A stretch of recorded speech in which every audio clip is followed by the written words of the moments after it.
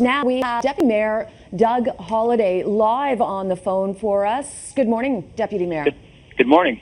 Now, you've been very outspoken about your wish for the protesters to be evicted from the park for some time.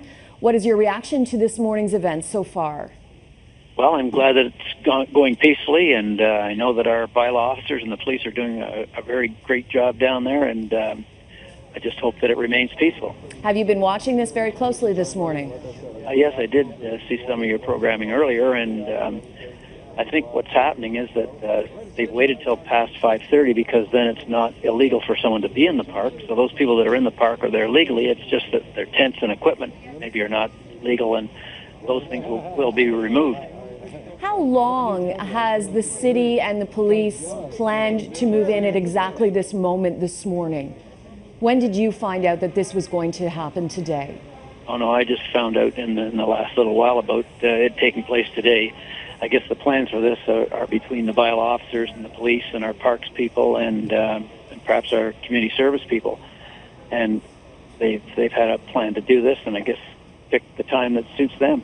Okay, now we know in Ottawa this morning 8 people were arrested. Today here in Toronto we have had no arrests, but some are chained to the library tent and vowing to stay. What is your reaction to that? Well, the police and the bylaw officers will deal with that. Hopefully staying our heads will prevail, and these people will remove themselves peacefully and let us clear the park. Now, you had mentioned before, Deputy Mayor, the cleanup of the park will cost the city about $100,000. Now that you can see the park largely without tents, is that number still holding true? Our Melanie Eng said it's so slippery there. There's no grass. She's fallen in the mud several times throughout the morning. I have no idea really what it's going to cost to clean up that park. I had heard $25,000 to resod it, and what other damage is there, I don't know. We'll have to assess that, though, and we want to get the park back in operation as soon as possible. Okay, what about the police presence? Is this costing the city a lot of extra money in police overtime? Yes, I'm sure it is. All right. You know, every time you've got extra police involved in a matter, it does cost money.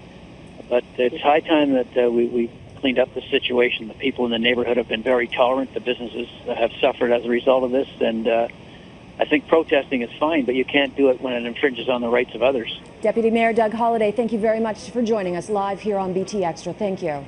My pleasure.